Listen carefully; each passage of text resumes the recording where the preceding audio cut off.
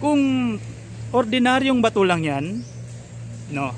Kung ordinaryong bato lang yan, siyempre, wala tayong pakialam dyan. Yung bato nga dito sa amin, dami-dami. Diba?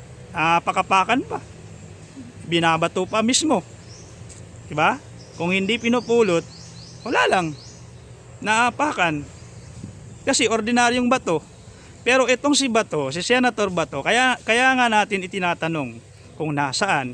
Dahil sumasahod siya. Active siya na senador. Grabe mga boss, no? Ang lupit. Biruin nyo, ilang buwan din nawala itong si Senator Bato. Di ba?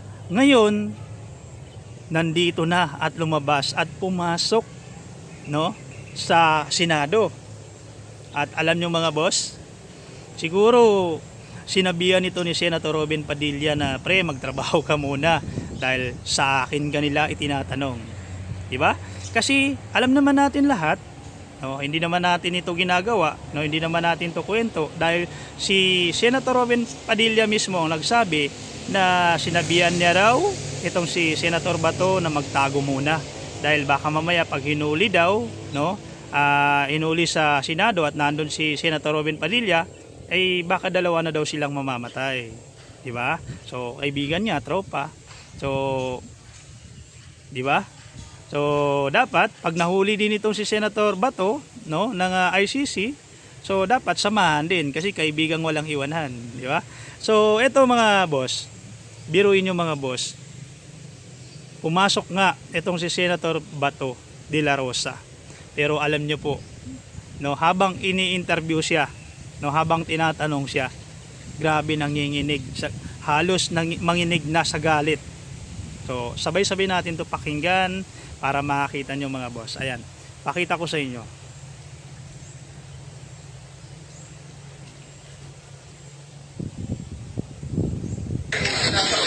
Na habang hindi mapasukin sa sesyon, kung ako'y absent, hinahanap ako ninyo.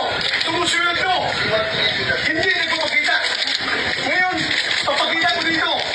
Oo, kinala ko yung guide. Namasig ako doon. Sugat-sugat ako.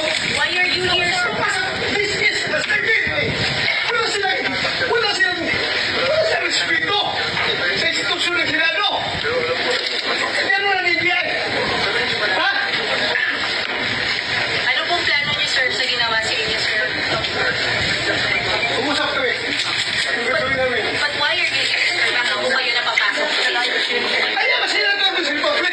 Kung hindi ko mapasok, hinahanap niyo ako. Di ba? Kaya mapasok ako, tatanungin niyo ako, bakit ako mapasok? Ayan, galit na.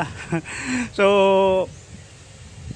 malinaw ang pagkasabi niya mga boss na kung hindi siya pumapasok, hinahanap daw siya.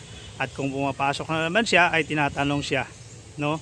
Kung bakit nandun siya, no? Bakit pumasok siya. So ngayon mga boss, no, biruin niyo mga boss, no? Akala siguro ni Senator Bato ay napakahalaga niya sa atin. Di ba? Biruin niyo, isipin niyo kasi hindi niya naisip na kaya siya itinatanong, no? Kaya siya itinatanong kung nasaan siya dahil may katungkulan siya bilang senador. So talagang hahanapin siya ng taong bayan dahil isa kang senador, no? Isa kang active na senador na pinapasahod ng taong bayan buwan-buwan. Di ba? Kaya nararapat lang na hanapin ka talaga ng taong bayan. Dahil biruin nyo mga boss, tayong mga ordinaryong Pilipino, pag walang pasok, no, pag hindi tayo nagtatrabaho, wala tayong kita, wala tayong sinasahod. Pero itong si Senator Bato, kahit hindi pumasok, tuloy ang sahod. Walang paltos, walang palya, tuloy ang sahod. Di ba? So nararapat lang sa ating mga Pilipino na hanapin natin si Senator Bato dahil tayo ang nag-aambag para sa sahod niya. Diba? Hindi naman po pwede na porkit nasa mataas kang posisyon, diba? Ay pwede na yung kahit hindi ka pumasok, no, may sahod. Kaya ka namin inahanap, tinatanong kung nasaan ka dahil pinili ka namin bilang senador, tapos sumasahod ka sa pamamagitan ng mga tax namin, di ba? O tax natin, di ba? So nararapat lang na itanong namin kung nasaan ka, di ba? Kasi pinili ka namin dahil umaasa kami na maganda ang serbisyo mo para sa amin mga Pilipino. Di ba? Akala namin maganda ang maging resulta nito. No? Hindi namin labis na isip na mangyari yung mga ganito, katulad niya, nagtago ka ng ilang buwan, di ba? So kahit nagtatago ka, tuloy-tuloy yung sahod, di ba? So isipin niyo mga boss, tayong mga ordinaryong Pilipino, pag hindi pumapasok, walang sahod. Pero siya, kahit hindi pumasok ng ilang buwan, tuloy-tuloy ang sahod, di ba? So napaka-unfair naman, no? Kaya ka namin pinili dahil umaasa kami na maganda yung serbisyo mo sa amin, di ba? At sa point na sinasabi mo na kapag hindi ka pumasok, hinahanap ka, natural, di ba? Hahanapin ka talaga ng mga Pilipino dahil hindi dahil sa mahalaga kang tao. Ang mahalaga lang sa iyo ay yung posisyon mo. Kaya itinatanong ka dahil sumasahod ka buwan-buwan. So kailangan magtrabaho ka. Diba? Kasi kung yung pagkatao mo lang hinahanap, wala kaming pakialam diyan. Di ba?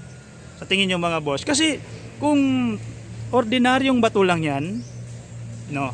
Kung ordinaryong bato lang 'yan, siyempre, wala tayong pakialam dyan. Yung bato nga dito sa amin, dami-dami. Diba? Pakapakan pa. Binabato pa mismo. Diba? Kung hindi pinupulot, wala lang. Naapakan. Kasi ordinaryong bato.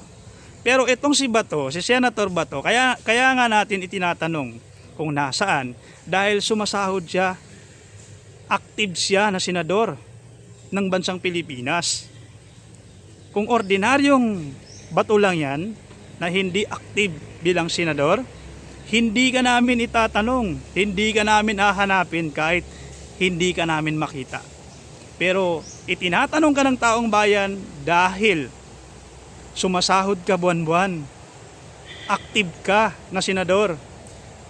Kaya natural na dapat gampanan mo ang trabaho mo bilang senador dahil taong bayan ang pumili sa iyo. Taong bayan ang nagluklok sa iyo sa pwesto at taong bayan din ang nagpapasahod sa iyo. Hindi naman pwede na magtago ka, no? O di kaya ayaw mong pumasok, kaya tuloy-tuloy ang sahod mo. Di ba? Hindi naman po pwede 'yun. Di ba? Kaya tinatanong dahil mahalaga ang posisyon mo na dapat gampanan mo. Kasi kung ordinaryong bato lang yan, wala kaming pake. Kahit hindi ka namin makita. Pero dito kasi, kaya ka namin hinahanap dahil parte ka ng Senado. So kailangan mong gampanan ang iyong trabaho. Diba? Ganun lang yun mga boss. Diba? Ngayon magagalit ka. Tinatanong ka lang. Okay, pakinggan natin 'to mga boss. Pati sir, may kinalaman sa pag-user para makapulong numbers. Lahat yan, trabaho ng senador.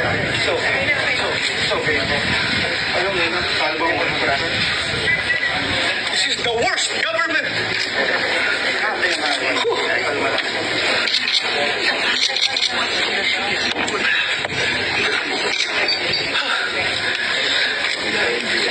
Ako!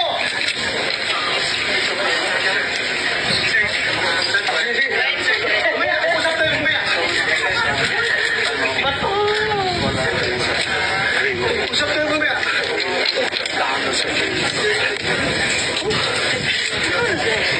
Oh, ay takal yun. Oh, yeah.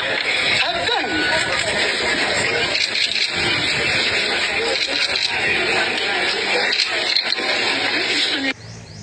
Ayun. 'Di ba?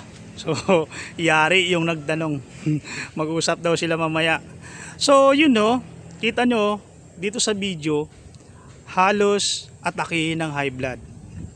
No? Dahil sa galit. At, ayun, kita nyo naman kung sino yung mga katabi niya. Siyempre, pinapakalma siya ni Senator Bongo. No? Yung mga kakampi rin niya.